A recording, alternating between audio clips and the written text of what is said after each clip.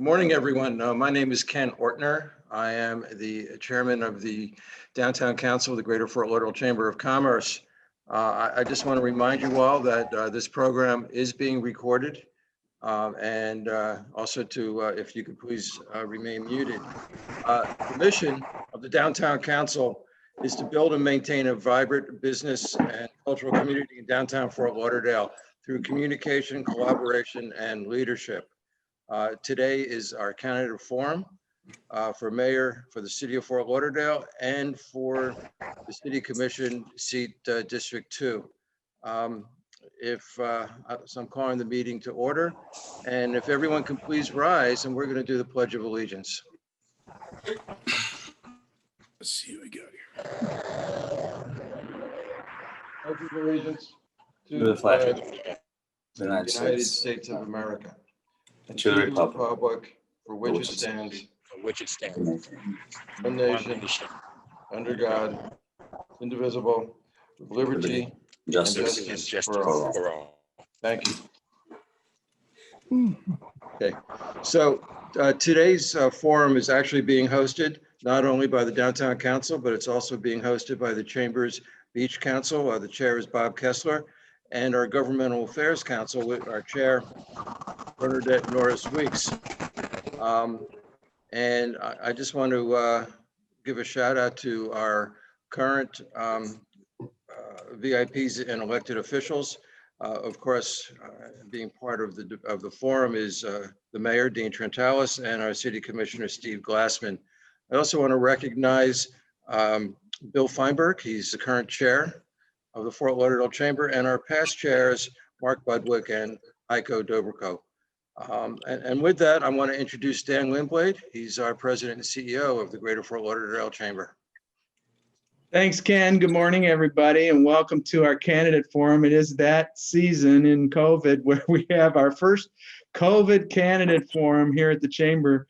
There have been a number of them. I did one up in Parkland last week for all the races up there. And candidates, thank you so much, both incumbents and those running, for really taking up the mantle of putting your name and your reputation out in front of us. I know that is sometimes difficult, but you all deserve to be congratulated for this. A couple of updates about the Chamber that I think are important for you all to know.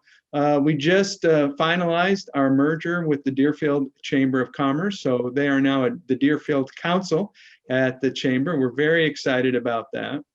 And we're moving into the next phase. I'm sure we're going to hear from the candidates about COVID and how they've been dealing with that, or how they would deal with that. And we've had a meeting with the county commission. We created a task force on reopening.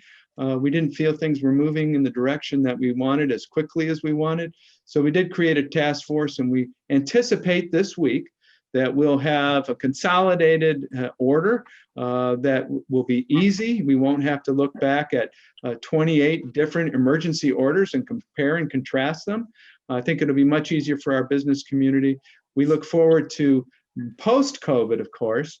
But again, I want to thank all the candidates. I want to thank Bernadette for moderating this forum, Carolyn for organizing it, and Mike for all he does with our production of this. And Ken, as always, your chairmanship at the Downtown Council has been phenomenal during this really crisis year for us. Thank you for your leadership. So I'll throw it back to you, Ken. Okay, well, I'm just going to introduce our moderator, and thank you for being our moderator, Bernadette Norris Weeks. She's with the law firm of Austin Pamis Norris Weeks Powell LLC. So Bernadette, I'm going to turn it over to you. You're still on mute. You're on mute. Bernadette's on mute. Thank you, Ken. Thank you very much. Thanks everyone for joining us this morning. We know that you could probably be doing a lot of other things, but this is a great way to spend some time this morning learning about our candidates for mayoral. No.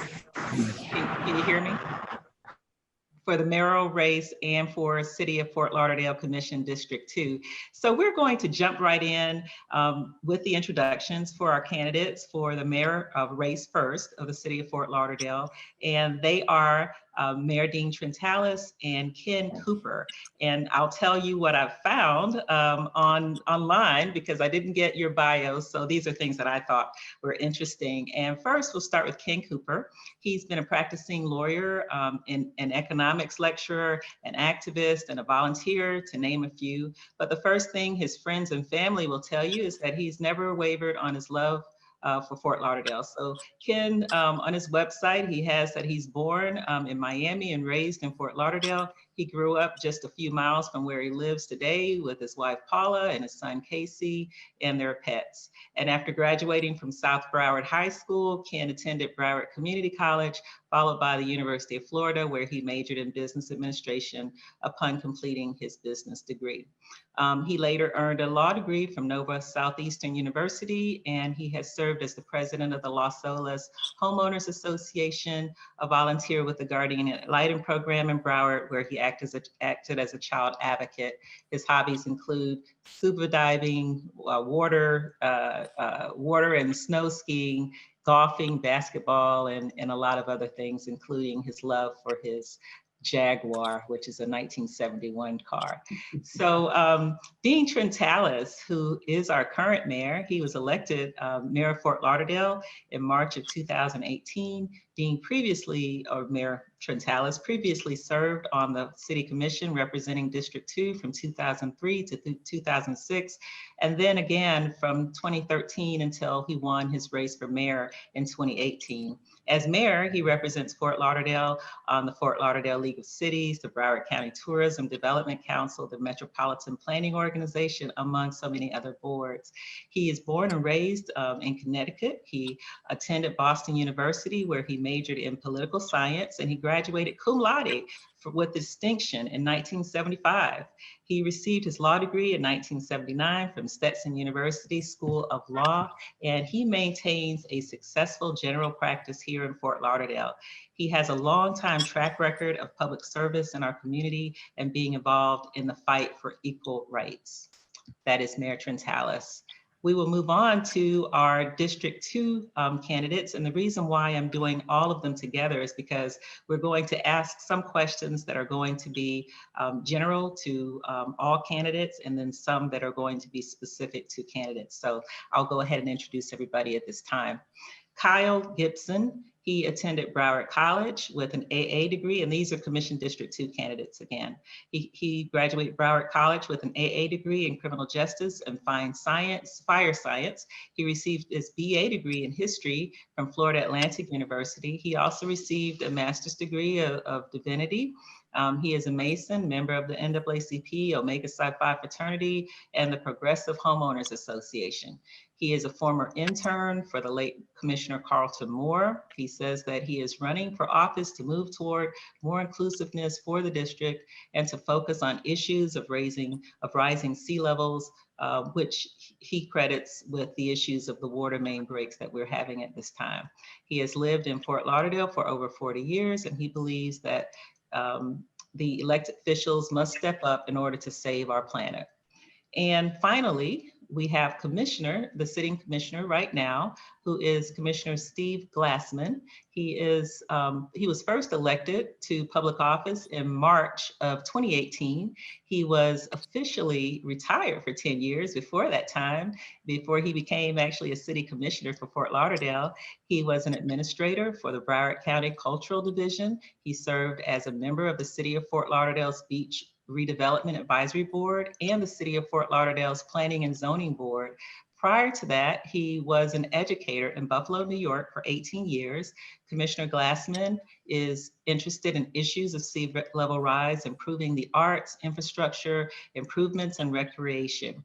He has received his bachelor's degree in theater arts and speech communication, and his master's in education. He has stated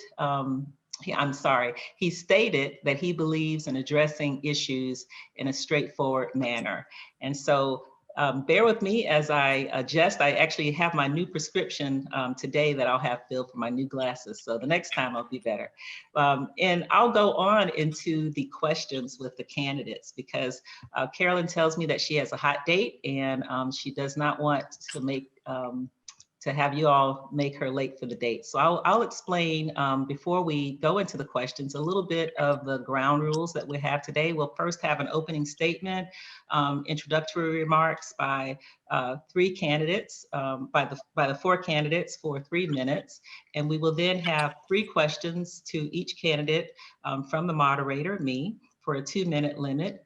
And we will then have 3 questions from the audience via the chat. So please get your chat questions ready.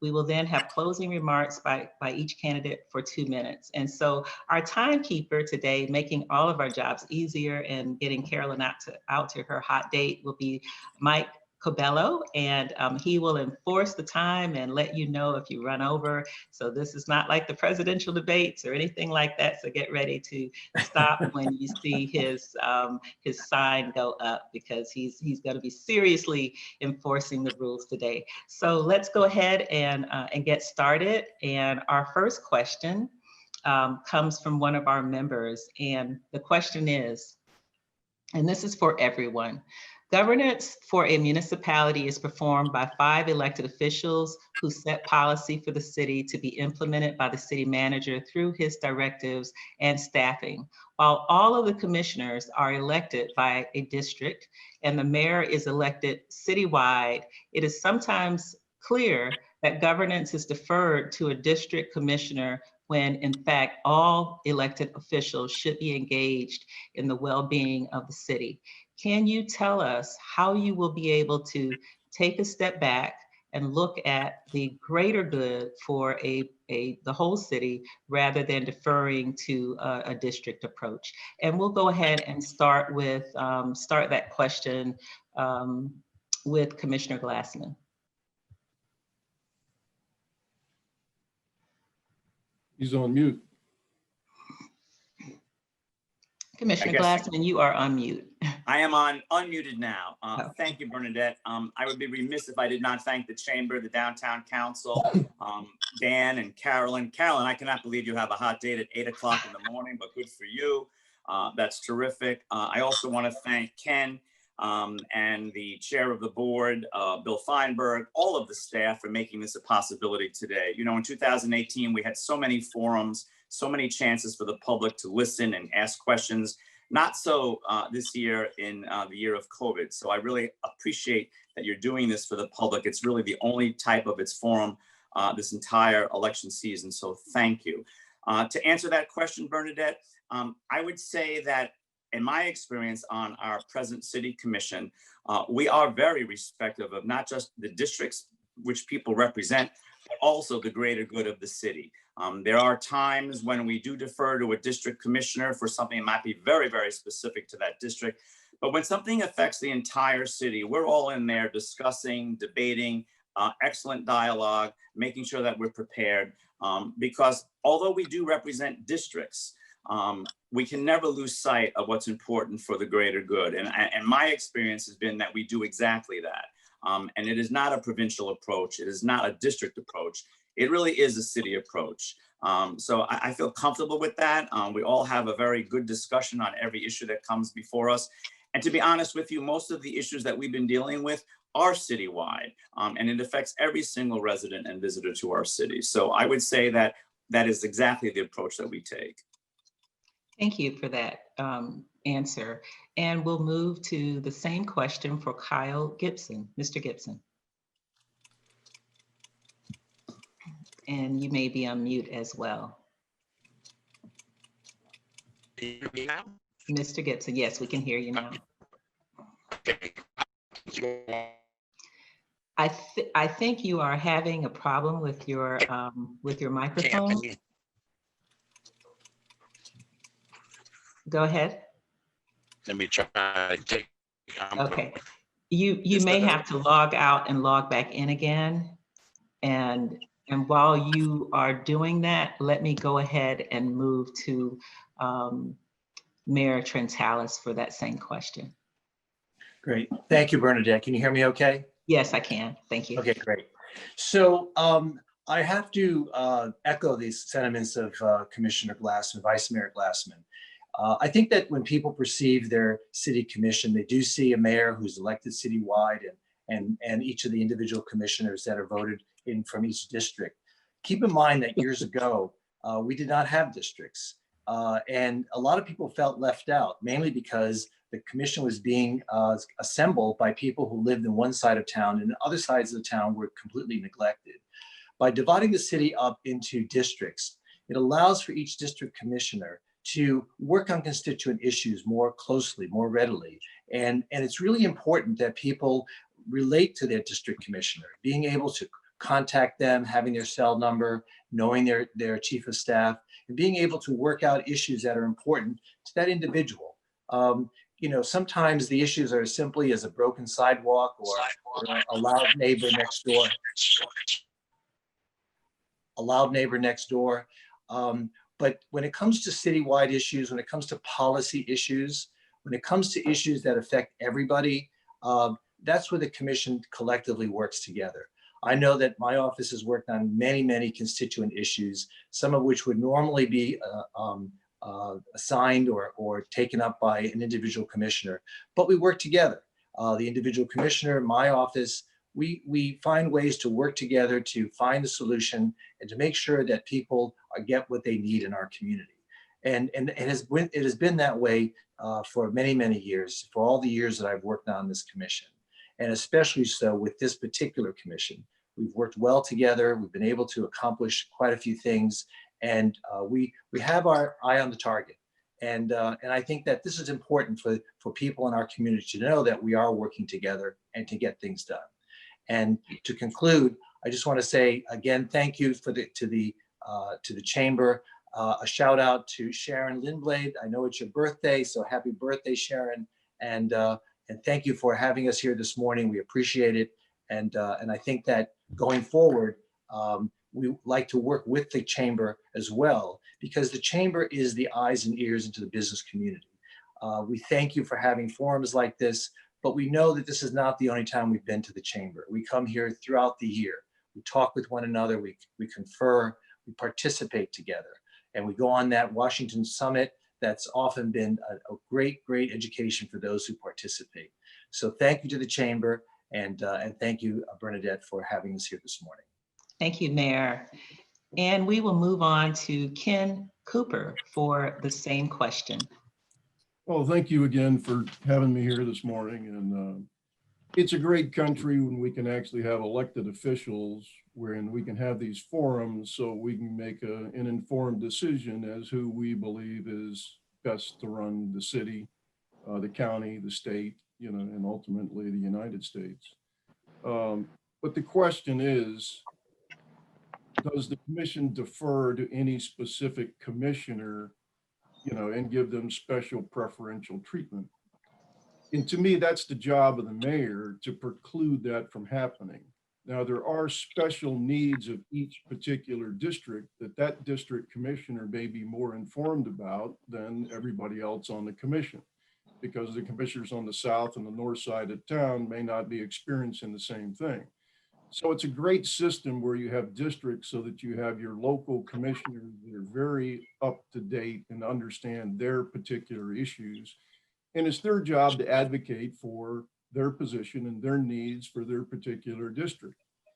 And it's also up to the other commissioners to look at the overall decisions that are trying to be made and make the decisions, as the question was, for the best interest of the city. And I think what you're seeing today, and I think the question really is, you know, it looks like that a lot of this is predetermined issues that come before the commission with not enough debate and insight that they might need to make a complete and informed decision.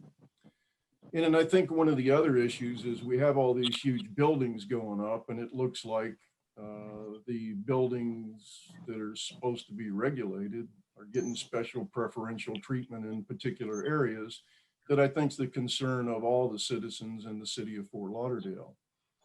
And I believe what really needs to be is that you need a mayor that can move the city forward to take control of those situations so that we have controlled growth and not unlimited growth, so that we have a nice, clean city with an infrastructure that can support all of that and all of those issues. But when we talk about the local issues, those are the ones that the city commissioners should bring forward with an informed consent, and it should be compliant with the sunshine law so that everybody's informed and there's nothing behind the scenes that the citizens don't understand and know what's going on. But it's the mayor's job, I believe, to move the city forward and to take control of those specialized situations and get a unanimous vote or a consent vote from everybody to move the city forward. Thank you. Thank you. And do we have Mr. Gibson back with us? Can you hear me better now? Yes, yes, we can. Okay, I called from a different phone. I'd like to thank you for this opportunity, and this pandemic has made it a very creative type of campaigning and having the opportunity for the citizens of the city of Fort Lauderdale to be able to hear the candidates. So I do take this time to thank you for the consideration and making this available to you. The district concept, I believe, is very well. But even if though you represent a district, you still represent the entire city. So though you may live in District 2, you still have an interest in what goes on in the other parts of the district. And I think what happens is you have a better opportunity to get a network of people around the entire district when you do have district-wide seats. I recall living here earlier when the city elections were all citywide, and you had a majority of commissioners serving from one particular area, and you didn't have the opportunity for certain people from other groups that aren't the majority of group to be able to be elected. I think collectively together, coming together as the district, even though we do represent our own individual districts, I do think in the city of Fort Lauderdale over the past several years that I can recall, there have been a few issues that they bumped heads, but I think collectively you're able to come together. I think it's very easy to be able to represent one district, but still be able to have the district at hand. Because when you look at the entire district, it's not one district that funds the entire city, but it's the residents and the businesses over the entire city that help to fund the city. So one has to make a decision that it may be a project that you may want for your district, but it may not be in the best interest of the city. And so when you make decisions, some decisions, I think of it as being a parent. Parents were not there to be your buddy. Parents weren't there always to say things for you to say yes and all the things you want to. But parents have to sometimes make some decisions that are not popular and nobody else wants to hear. But when you grow up and you look at things down the road, you look at it and say, you know something, mom and dad made a good decision. The founders of this city made a great decision. The elected people in the decision made a great decision. So I just think if people are able to collectively work together and understand the diverse differences between the 4 districts that we have in this city, it allows for us to collectively come together, work together, and do those things that are necessary to progress the city of Fort Lauderdale to the future. Thank you very much for that response. We'll move on to question number 2, which will be a question for all of the candidates as well. And the question is, Fort Lauderdale is the county seat for Broward County with more than 180,000 residents. In order to effectively address major issues of transportation, environmental issues such as sea level rise, and issues of affordable housing, it is critical that the city of Fort Lauderdale and Broward County play well together in the sandbox.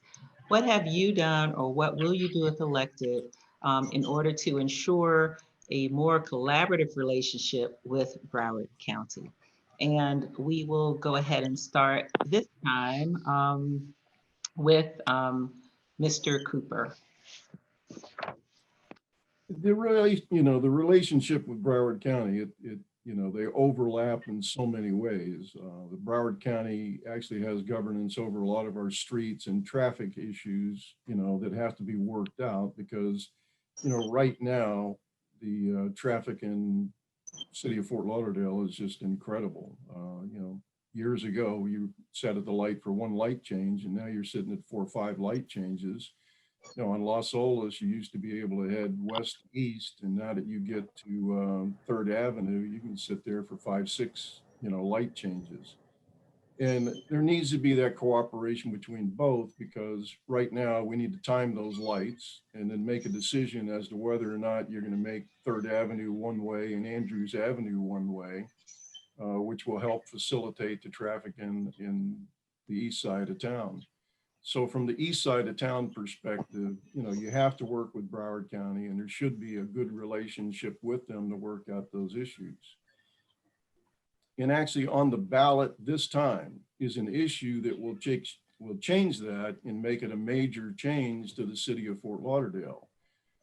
There is a ballot amendment put on by the county so that the county can actually take control over the city streets and not have any input by the city as to what they do or how they do it.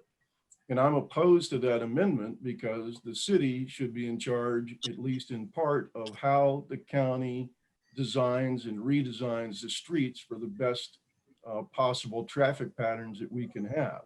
So that is an amendment that I would oppose strongly because it gives them ungoverned access to the city of Fort Lauderdale, and we lose all the control over the streets and a bunch of other things that they may want to do. So I'm opposed to that.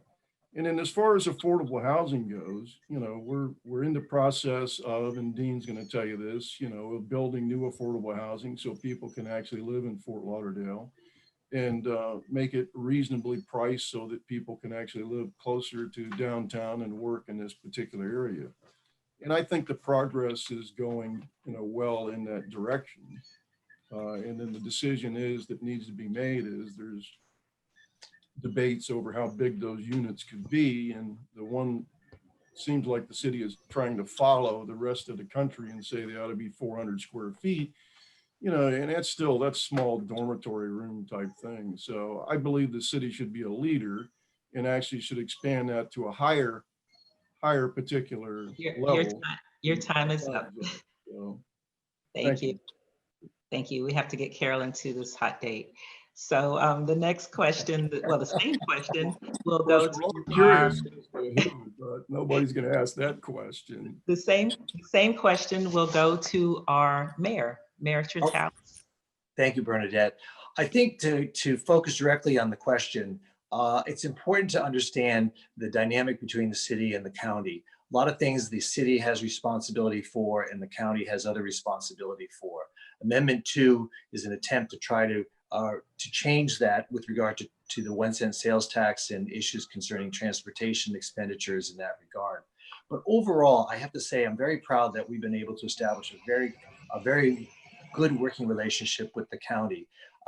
If it concerns homeless issues and affordable housing, I've worked directly with Senator Nan Rich on the county commission to try to ensure that we're working together to share our resources in order to make sure that we're working hard to build an affordable housing and homeless program together. When it came to COVID-19, I was on the phone daily with our Mayor Dale Holness, trying to work together to ensure that we are taking the right measures and moving in step with one another. We didn't always agree, but we knew that there were reasons behind our choices, and we were always working together to keep the public safe. When it came to other issues, when it came to transportation, when it came to matters that concern us regionally as well as locally, sitting on the Metropolitan Planning Organization board, I sat with Commissioner Udine and Ryan, and as well as Beam Fur. And together, we work together to try to fashion transportation solutions that we hope will help Fort Lauderdale and the county going forward. As you know, we have lots of interactions. We have street issues, we have transportation issues, we have light rail goals in our community, but establishing those basic relationships is something that I focused on this past 3 years. And I have to say that we've been very successful, and all for the benefit of this community. I'm very proud to say that we are going to move forward together as we work towards new goals and new solutions, especially in terms of this crisis. Thank you. Your time is up. We will move on to our City Commission District 2 candidates, and the same question will apply, and we'll start with Kyle Gibson. One of the major issues that with the sea level rising has been attributed to the mass building that's been going on here in the city for over the last several years. And being a major metropolitan city, sometimes we have to do what's best, not for individuals' pockets, but what's best for those citizens that live there. And I think it's time to take a hardcore look at slowing some of the development that we do have in our city. It's very obvious that most of the problems that we've been facing over this past year or two has been attributed to our sea level rising, which has been attributed to the major number of developments that we're building there. And if we continue building and continue to think that everything is just going to work its way out, that's not going to work out the situation. So someone had to be able to make that decision to say, hey, we're going to have to stop and hold this for a while. Yes, it's going to cost on one end, but again, you have to be able to make some decisions that are not based upon making a decision that's going to necessarily get you elected in the next series, but making decisions that the future generations of Floridians that move and live in the city of Fort Lauderdale are going to be able to enjoy the luxury of living in Fort Lauderdale as we have and the time that we've been here, and so the next generation. And so sometimes there's some sacrifices that have to be made in order for the benefit of saving our environment and doing some wonderful things here. In the area of transportation, we definitely need to make major improvements in our transportation area and offering more opportunities for people that are coming into the growing downtown area where they don't have to pay there. We know the parking is limited there. And so if we had a better transportation system, not saying we don't have a good one, but there's always rooms for improvement to be able to have more ways, more frequency when people are coming there, instead of having to wait an hour to get from one place to one place to wait for the bus. If you had more frequencies like in most of our major cities and, up north, I think it creates a better opportunity, and it's something that we have to look for because individuals are still moving to the city of Fort Lauderdale. Your time is up. Thank you very much. And we'll move on to Vice Mayor Glassman. Same question. You are muted. You're muted. Thank you. Sorry. I'd like to bring it back to your question, which I believe was the relationship between the city and the county and how that helps us all moving forward. I'm proud to say that this city commission has made it a concerted effort to have a better relationship. When we had our previous city manager and the county administrator were a bit like oil and water. That has changed significantly since we hired a new city manager, and you can see the tone is very different now between the city and the county. I would also say that prior to retirement, I was a county employee for more than a decade. So I'm very familiar with a lot of the inner workings of Broward County. And I have made it a strong effort to work with my personal county commissioner, who I'm in contact with very frequently, as well as the rest of the county commission, because I believe that this is all about personal relationships. This is about people talking to each other and having mutual respect and understanding that we're all in this together. This is not a city of Fort Lauderdale versus a Broward County issue. Fort Lauderdale is basically the capital of Broward County. We are the largest city. We are the largest provider of services. We are the largest receiver of services. We are the largest tax donor. So this is very important for us to have a good working relationship with Broward County. And I believe we do. Does that mean we're always going to agree 100% on everything? Absolutely not. What family doesn't have a disagreement once in a while and they make up and then move on to the next topic? That's sort of how I look at this. Broward County sometimes likes to be maybe the parent because they're the big county and we're Fort Lauderdale, we're the city. But guess what? We are just as important as Broward County. And if it wasn't for Fort Lauderdale, there would not be a Broward County. In fact, we could be our own county. So I think that the mutual respect needs to be there. I'm constantly working on that mutual respect. And again, this is all about personal relationships, people sitting down, communicating, and doing what's best for everyone. Your time is up. Thank you. We'll move on to the next question. And this is another question for all of you. And then we'll move to some individual questions for each of you. And this question is, the COVID-19 pandemic will likely impact the business community for many years to come. What do you see as the one issue that you believe the city of Fort Lauderdale should be focused on right now to get the business community back on track to full recovery? And we'll start with, why don't we start with Vice Mayor Glassman? Yeah, Bernadette, I apologize. You cut out a little bit on me. I did not hear the very beginning of your question. I'm sorry. Sure. The COVID-19 pandemic will likely impact the business community for many years to come. What do you see as the one issue that you believe the city of Fort Lauderdale should be focused on right now to get the business community back on track to full recovery? Thank you. Well, actually, I think we're doing exactly that. I actually was the commissioner on the dais who brought up the proposal to have a business assistance program in our CRAs that spanned not just my district, but also District 3 as well. We've done that. And I agree with you. This is a major hurdle that we have to get forward. I actually contacted the county when I saw that they, I believe, were moving a little bit too slowly in giving people the opportunity to slowly but safely open up. This has been a very delicate balance for us because on the one hand, we have to ensure the safety and the health of our citizens. And on the other hand, we have to ensure that they also have the opportunity to have a livelihood. Because what is one without the other? So this has always been a very cautious approach from the city. We have pushed and prodded with the county to make sure that we continue to move forward in a safe, healthy way. And there's still so much more we have to do. I'm in constant communication with many of the hotels. I represent an area of the city that has a lot of our economic engine along the beach. I'm very well aware of the difficulty that this has been. I've been pushing for them to be able to open up safely slowly with events and weddings. I actually was opposed to the closing of the beach on the July 4th weekend. I thought that would push people into homes and close situations where they could have even more super spreader events. And I think that bore out to be the truth. That's exactly what happened after July 4th when we saw our spike. I fought very hard to keep our beach open during the Labor Day weekend for the same exact reasons. And I was pleased to see that that happened. So as I said earlier, with regards to the county, we are all in this together.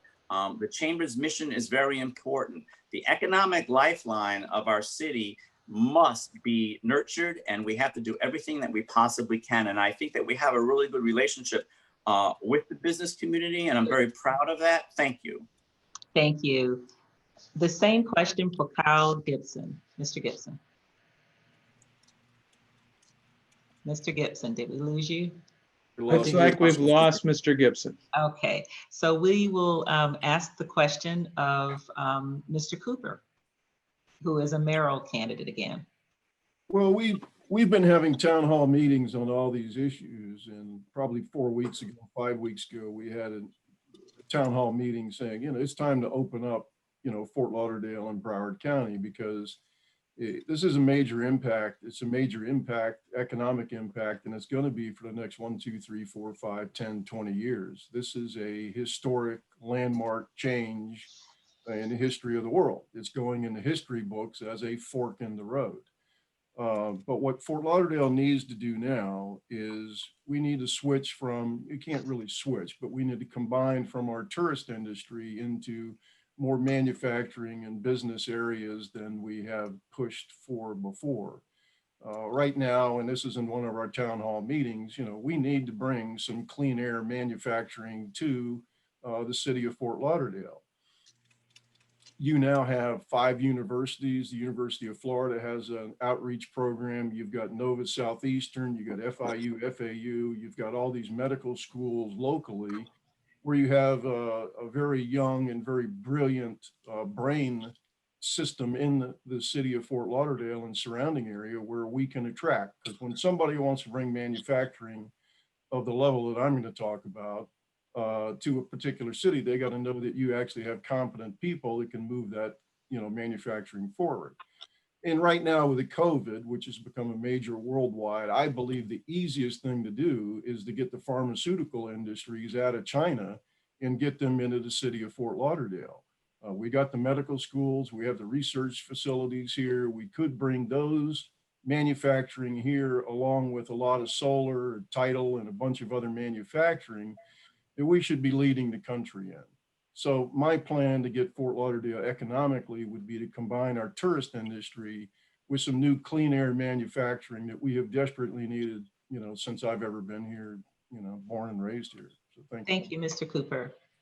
And that final question for you on this issue, Mayor Trantalis. I think Mr. Gibson just logged in. Yeah, I just got back in. I don't know what happened there. Okay, we'll come back to you. Thank you. Mayor Trantalis.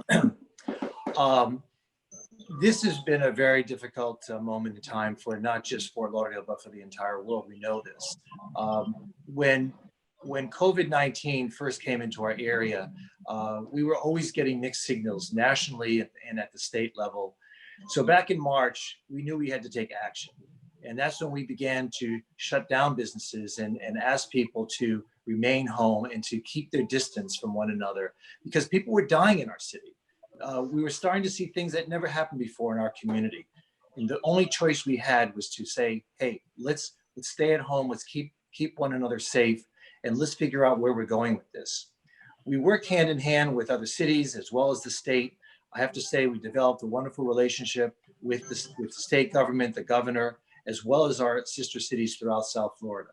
And this was important because COVID-19 doesn't have boundaries. It affects people no matter what color they are, no matter what age they are, and certainly they affect everybody in different ways. So what we did as a city was we worked together with the county to ensure that the measures we took going forward were going to be safe and in the best interest of the community. After we closed down for 2 months, we started to take a second look at what our success was. And what we learned was that COVID-19 was not going away. So we needed to figure out a way to coexist with it. And what we've done is we've started to open up the community, get people back on their feet, understand that people need to get back to work because that line over in Mills Pond Park where people come every Thursday morning for food distribution is over 1,000 people every week. I've worked there myself several times, and it's sad to see what we've come to. Our homeless population has increased also because people with marginal working jobs have lost those jobs and they have no choice but to hit the streets. It's a sad commentary on where we are in our world today. But going forward, we have options. And I'd like to echo the sentiment of the Vice Mayor. We have to learn to be able to coordinate saving of lives. I'm sorry? I'm sorry, your time is up. Let me just finish my sentence. Okay. We have to learn to coordinate the saving of lives and making sure that we can preserve livelihoods in our community. And I think that's our focus, and that's where we're headed today. I'm having a meeting today with folks from Amazon. They're bringing their technology and their jobs here. This is exactly the track that we've been following for several years. It's nothing new. It's exactly what we've been talking about, and we're heading in the right direction. So thank you, Brenda. Thank you, Mayor Trantalis. I think you're going to make Carolyn late for that date. But let me start with you this time, Mayor. And the question is, and this is one that's come in from a few different people in different ways, but the general question is, what is your position on public parks and open trails in Fort Lauderdale, and more specifically for the site known as the One Stop Shop?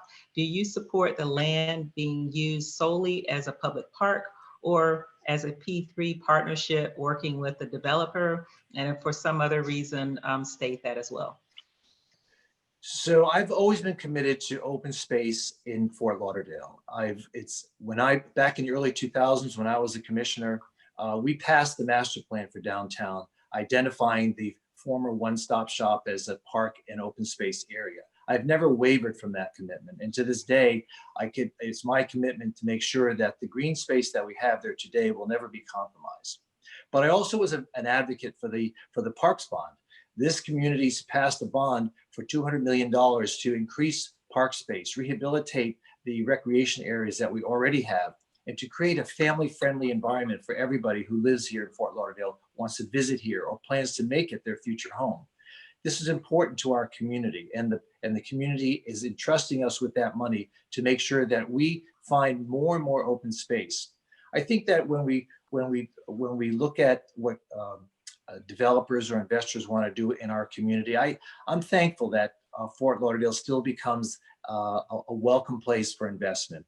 More and more people continue to come here. As I was mentioning to you just a moment ago, we're meeting today with Amazon high-level executives to talk about how they want to bring more of their operation here, not just the fulfillment center, but the brains of their operation.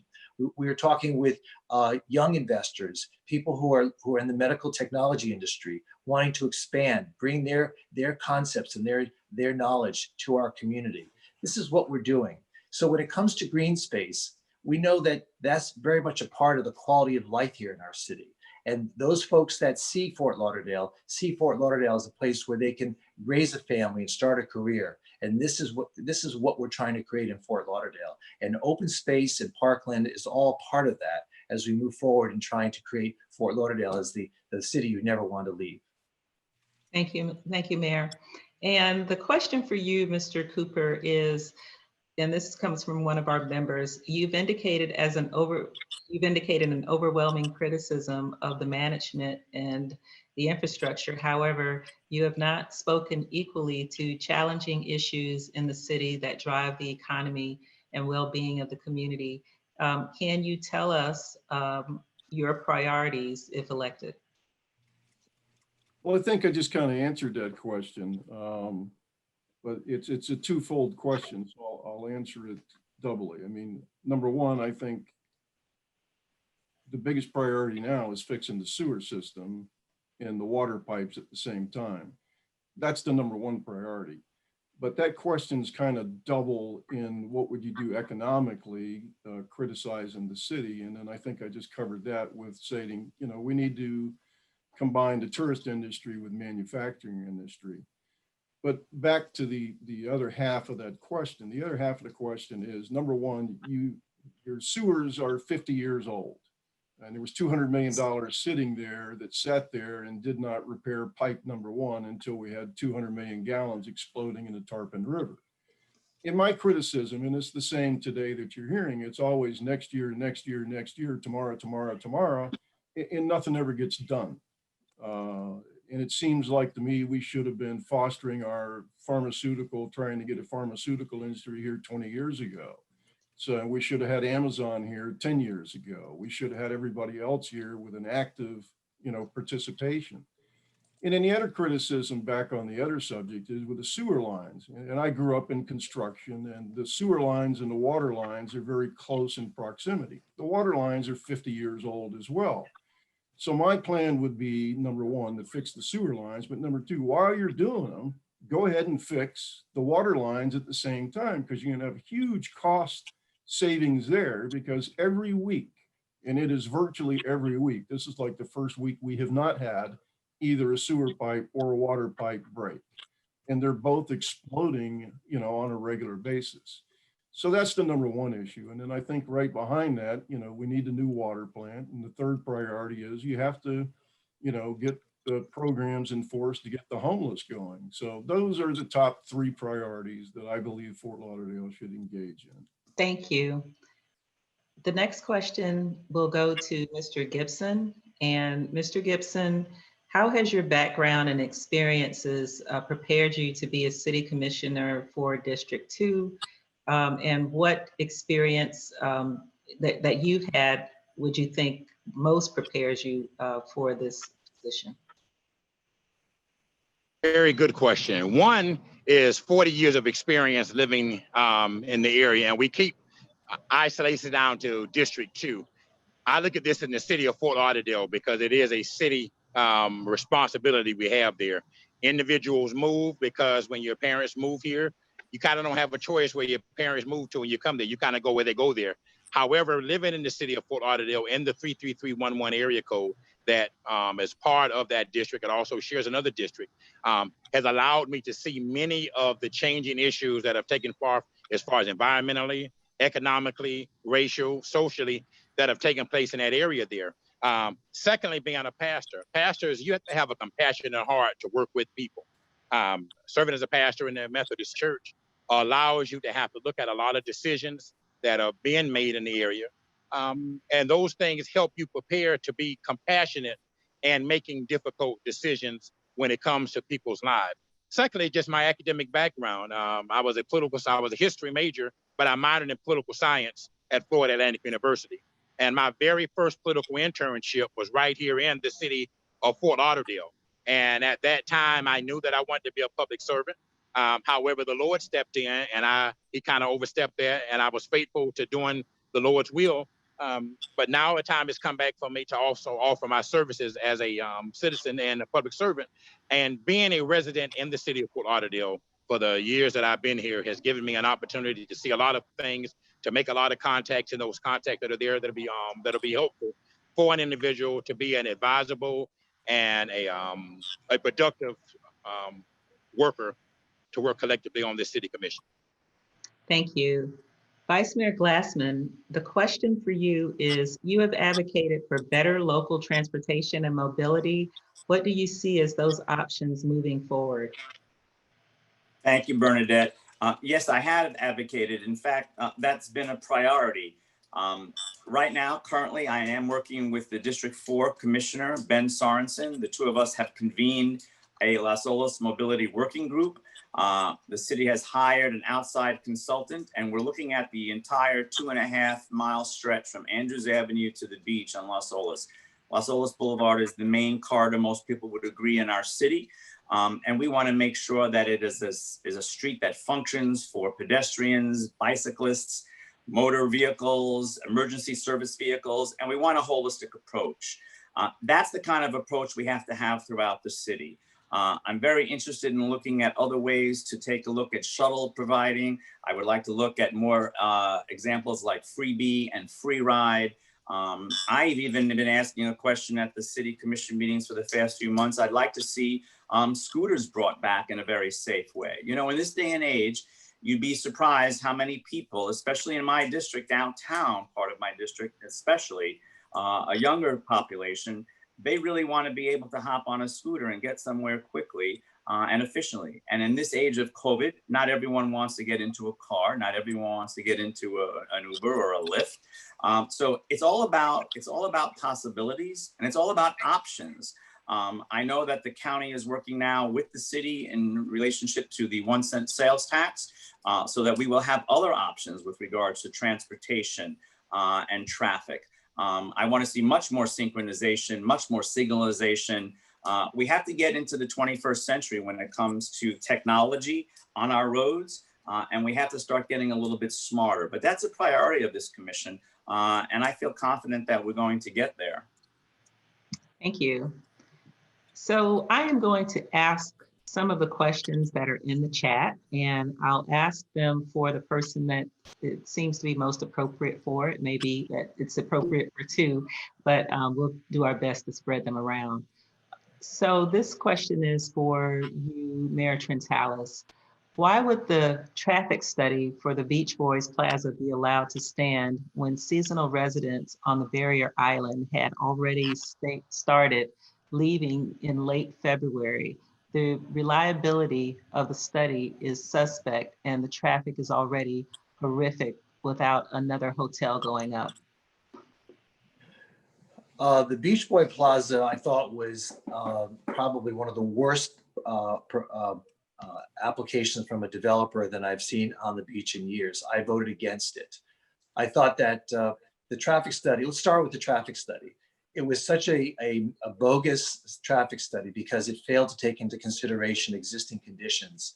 They were trying to extrapolate patterns of the past and trying to justify how that corner would never be hit with additional traffic, and it was absurd. And that's just aside from all the other structural and architectural aspects of this building, which made no sense to allow that to be built in the city, which is why I voted against it. We have to understand that traffic is very important. We have very few trips left on the beach. And if we're going to allow further development on the beach, it has to be smart development. It has to be part of a smart growth plan that makes sure that the people on the beach who live there are not suffocated by traffic that comes there, whether it be during the summer or during the high season. This is important because it's all part of the quality of life here in our community. And traffic is very much a part of the rest of the city too, trying to work with the county and the NPO to come up with traffic ideas and solutions, not just for downtown traffic, but for commuter traffic. People that come in from Weston, Tamarack, and Sunrise who work in our city or come in at night and visit our restaurants. So as far as the beach was concerned, I thought it was a terrible idea. I thought that the traffic report was inadequate, and that was one of many reasons why I voted against the project. Thank you. Mayoral candidate, Mr. Cooper, what is your position on the $15 an hour minimum wage proposal now on the state ballot, and how would it impact our city if approved? Well, I'm in favor of it. You know, the current minimum wage is so low, it makes it very difficult for any family, to afford affordable housing.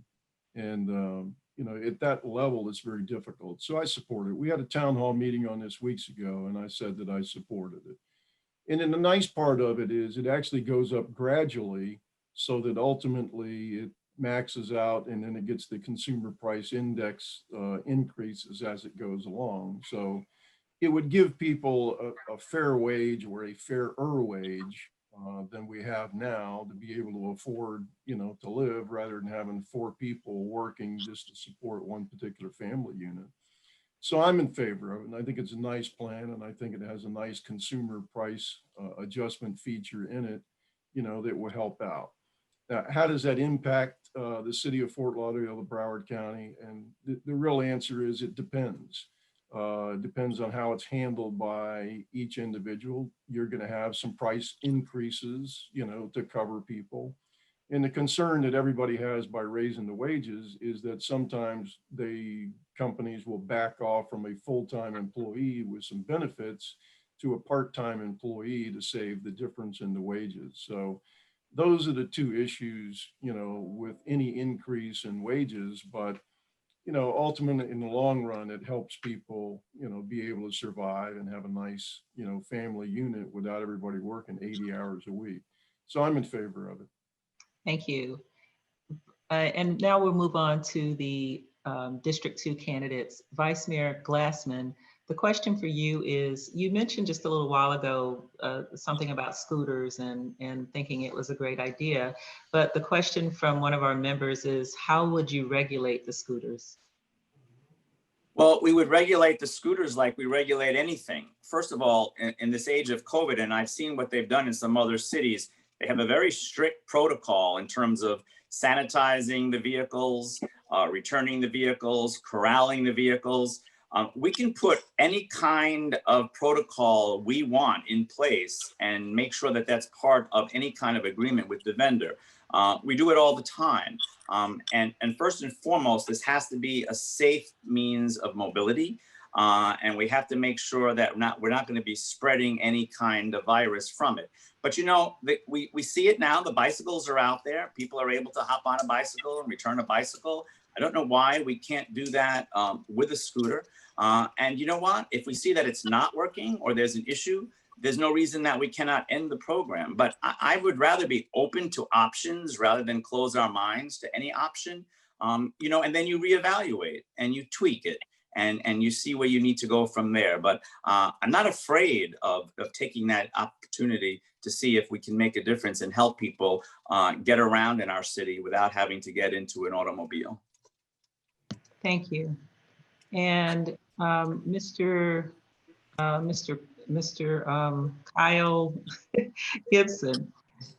I think we just left. Oh, did he leave? Okay, so we will move on to, why don't we do some more of these questions from the audience? And I think a good one could be, what's happening with the parks bond money? And I'll ask that of you, Mayor Trantalis.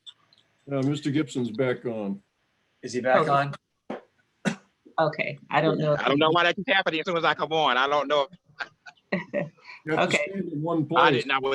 Was there a different question asked, or was it that same question? No, we were asking different questions of each of you, but why don't we move to a question for you? What's your position on the $15 an hour minimum wage proposal and how it will impact the city of Fort Lauderdale? And this is the proposal that's currently on. Glad that they made it. I'm glad that it was a gradual increase, because to increase the minimum wage, all of the wage payers are just going to simply raise the prices. So it's not going to make everything, and everything else is going to come around there. I think raising it, if you're in that income bracket, is certainly a motivational way for you to make more money. It's an opportunity for you to feel better about yourself and having more money. I think it's a good decision that it was made in a gradual form. I wish it could be a little higher to make the wage earners be able to live a little better there.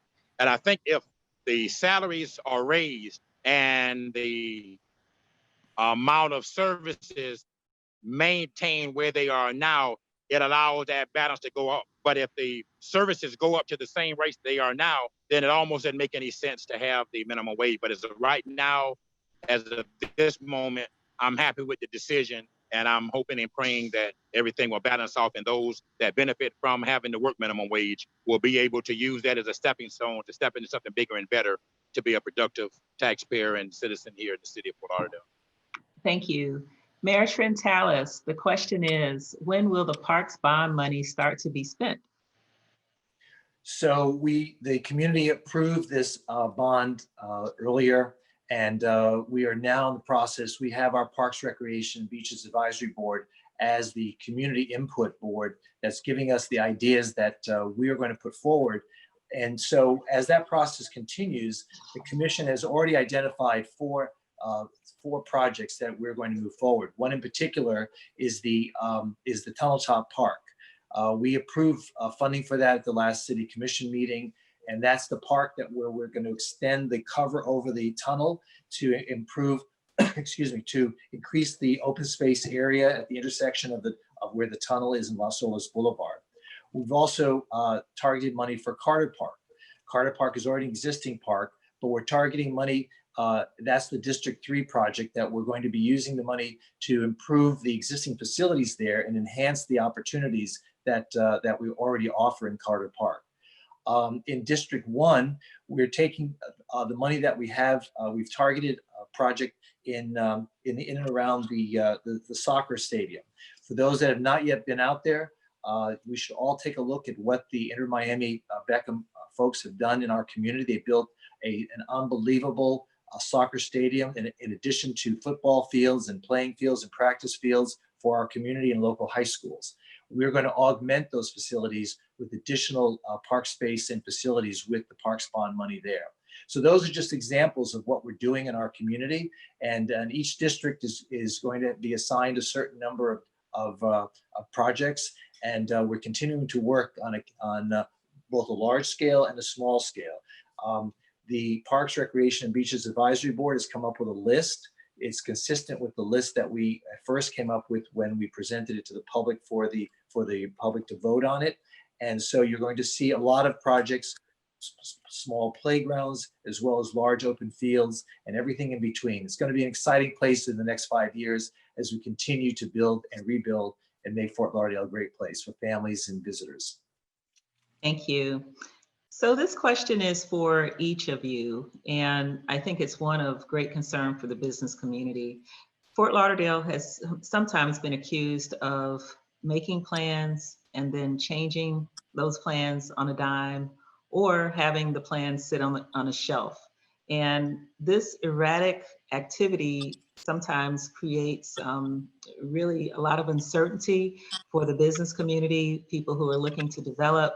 And that community is looking for more certainty about future development and quite frankly, plans that are made by the city. And so what will each of you do to ensure that there is some sense of stability for folks who are looking to develop and looking to generally do business in the city of Fort Lauderdale?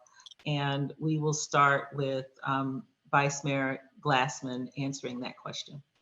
Thank you, Bernadette. Well, I'm going to give you a perfect example of how this city commission has differed from every other city commission prior.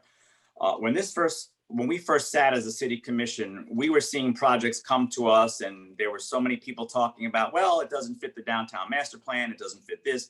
So we said as a body, you know what, we need to codify these documents. As you said, we have so many reports, so many studies that sit on shelves for years and years and years, and nothing gets codified. It's simply a report, it's a study. So we took direct action with that because we felt it was important for everyone to know exactly how to do business in the city of Fort Lauderdale, especially with regards to, as you mentioned, development. So we took this process and we looked at the downtown master plan. Staff did a great job taking it throughout the city, vetting it through every single neighborhood association, vetting it with the business community, vetting it with downtown. And I'll be honest with you, when it first came back to the Planning and Zoning Board, you knew that something was wrong because everybody from each side was agreeing. So we said, uh-oh, they all hated it for a different reason. So we knew there was a problem. So staff took it back out, went back out again, more input, more feedback. And now, lo and behold, it came back to the Planning and Zoning Board very recently and received unanimous approval. So I expect this document to come to us as a city commission relatively soon, and then we will take it up. But that's an example of how you just make a decision, you go forward, you say, we're not going to kick this can down the road, which is something that we have seen for year in and year out prior to this commission, whether it's public spaces like the Aquatics Complex, Lockhart Stadium, War Memorial Auditorium. I could go on and on and on, but I only have 24 seconds left, so I can't. But I will tell you that this city commission does not kick anything down the road. We take everything head on and we address it and we make sure that we accomplish something. And that's going to be the same thing that we're doing with our downtown master plan and anything else that's going to affect both the residents and the business community. Thank you. Mr. Gibson, same question. We can't hear you. Can you unmic? Unmute? He's on mute. Can you hear me now? Yes. Okay. I think that any proposal that's put forth to the city for the commission to look at should always be looked at and giving the same benefit of time, given whether it's a yes or a no. I don't think that every decision is put forth has to necessarily be a yes answer, but I think the frustration comes is when you're not given an answer.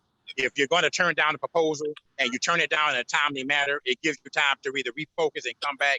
But just to not answer or just to play around with the decision, that's where the frustration comes through there. I think that not only with just development, but with any decision that comes to the cities, should be a decision, whether it's a popular decision or an unpopular decision. When you're seeking public office, everything you do is not going to be something that's going to make everybody happy.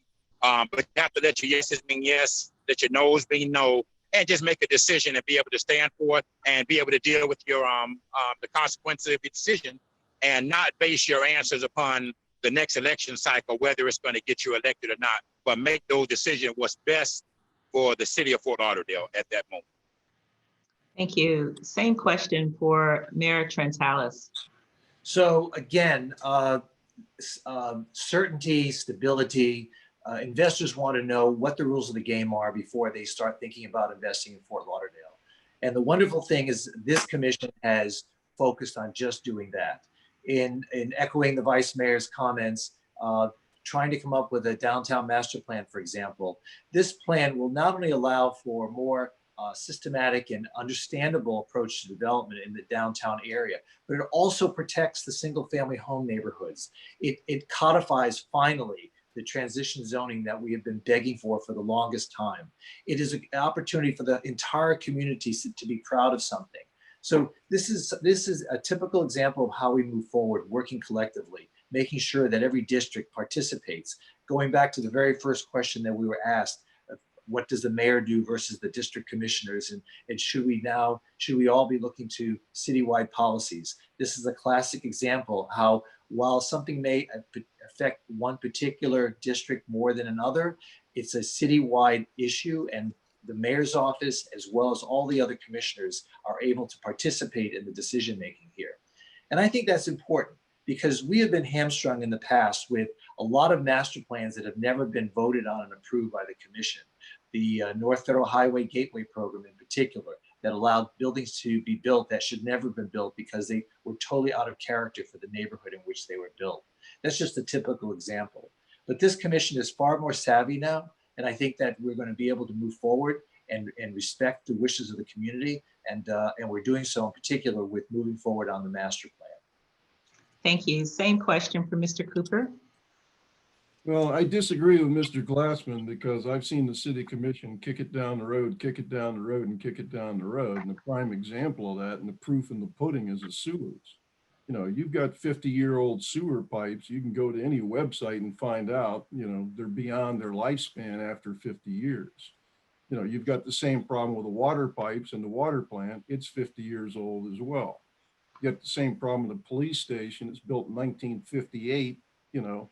So why is it that if you knew you had a 1958 police station, all of a sudden you've got to float a $100 million bond issue You didn't plan with an $850 million budget to be able to build a new police station without and a bond issue is a tax. I mean, there's a misconception about that. It's a tax, it's on your tax bill. So my problem is, no, this city commission has kicked it down the road. They've all been on the commission for a long time. And that's a problem because nobody had the foresight to even say, gee, we're gonna have to rebuild a water plant, 20 years later or 10 years later. Don't we need to put aside $10 million, $20 million so that in 10 or 15 or 20 years, we can build a new water plant? Why didn't we save money, 10 or $15 million a year to build a new police station? Why is it always a bond issue when it becomes a crisis? And the way I'm looking at the city management, and I think this is your real answer, is it's governed by crisis management. There's no planning. And with the last 30 seconds, the other thing is there's never a deadline on any of these projects. And that's actually the question that's being raised is it never gets completed. And if I was mayor, I'd set a deadline. You got 1 year to fix this. You got 2 years to fix this, and that's it. But they sit on the shelf for years. The master plan should have been revised 10 years ago. It's been around. It's been a mess for that long. And actually, I was the one that brought up the subject that you haven't codified it. And that's what started that master plan going forward. Thank you. Thank you. Bernadette, I'm so outraged by what this gentleman just said. I have to be able to respond. It's such filled with myths and misconceptions that this community should not be burdened by what he just said. Well, This Mayor, commission- he actually Yeah. he actually used my So name. let me get some order here. So Yeah, we'll but Bernadette, we'll give the mayor, hold on.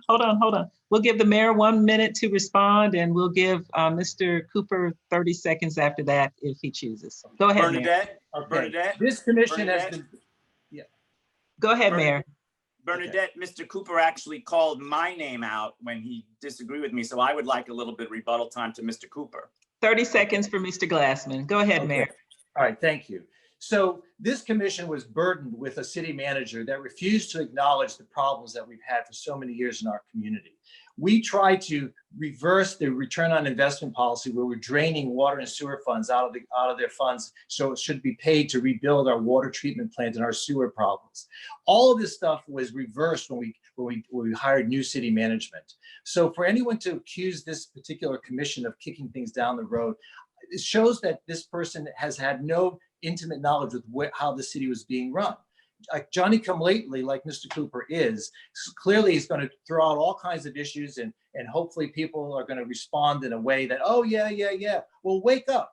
We're rebuilding our sewer system. Just go down any street in any neighborhood. We're moving in a fast forward way. We did not sit around with money in the bank, $200 million and saying, oh, what do we do now? That money was borrowed specifically to respond to the consent order that this city suffers under because of neglect in the past. This commission is a can-do commission. We've got stadiums, we've got aquatic centers, we've got infrastructure, and we're saving the people's lives with our response on COVID-19. That's what this city is doing. Thank you. Thank you, Mr. Mayor. We'll give Vice Mayor Steve Glassman 30 seconds as well.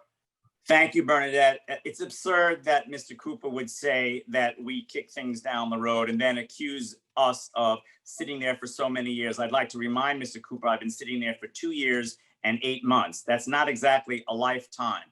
But in that 2 years and 8 months, I would ask you all to go to www.reelectsteve.com and see the list of accomplishments in those 2 years and 8 months. That's reelectsteve.com. Just click on accomplishments. I will also echo the mayor's sentiments on all of those projects. And Mr. Cooper, the police station was kicked down the road by previous administrations for years and years and years and years. So we said, let's put it out to the voters. The voters gave it almost a 60%. Your time is up, Vice Mayor. 60% approval. Thank you. Thank you. And Mr. Cooper, if you'd like 30 seconds to respond. Here's the problem. I'm too well informed. Mr. Trantalis can accuse me of whatever, except he voted on every one of those budgets that allowed the water department funds to be stolen to balance the budget. He can't go back. He's been there since 2014. The sewer project has been there for 50 years. Why didn't he do something in 2014, 16, 18, or before? You can't accuse me of that. You've kicked these things down the road. He voted on every budget. He did not cure that problem. The state came in and said, you have to stop taking the Your time money. is up. Your time is up, sir.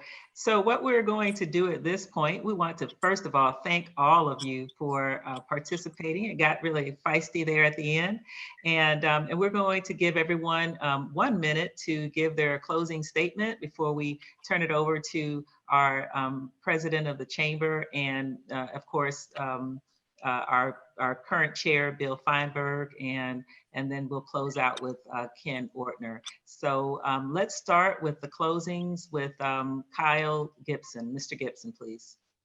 Citizens of the city of Fort Lauderdale, this is a very important election. You have the opportunity to make your voice known.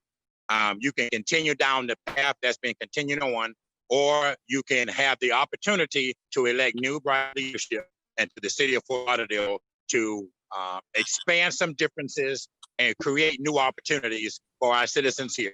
I believe that whoever you vote for, District 2 will still be in good hands. I'm just asking you to please take the opportunity to get out and vote so your opportunity, your vote, and your progress can be made through the efforts of you voting.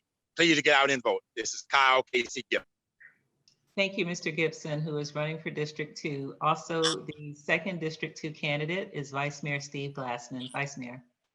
Thank you. When I first ran in 2018, I promised to be a commissioner who will work as hard as you do. That has been my pledge ever since. This is not a part-time job for me. This is a full-time job for me. I attend almost every single neighborhood association meeting in my district. I've convened a president's roundtable where the presidents of every neighborhood come and meet with me on a regular basis. We have accomplished, I believe, a tremendous amount in the short 2.5 years that we have been in office. But our work is not yet done. And I want to make sure that we continue this progress from addressing sea level rise, climate change, infrastructure, traffic, transportation, improving our quality of life issues like arts and culture and recreation. I'm not afraid to take these challenges on. I'm very proud of what I and my colleagues have accomplished. And I look forward to your support to continue for another 4 years.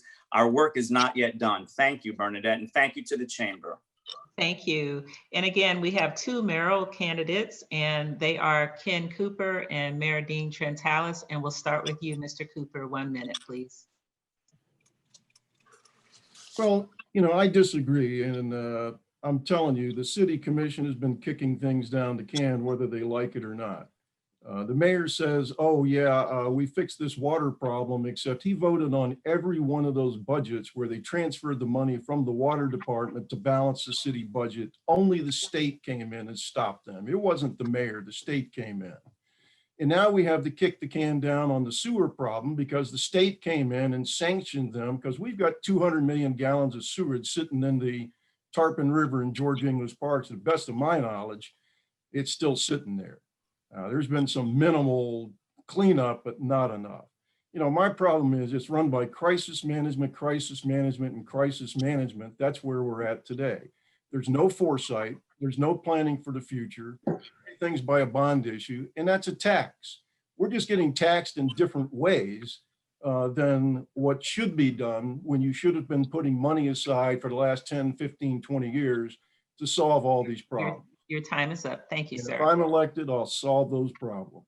Thank you, sir. And finally, Mayor Trantalis.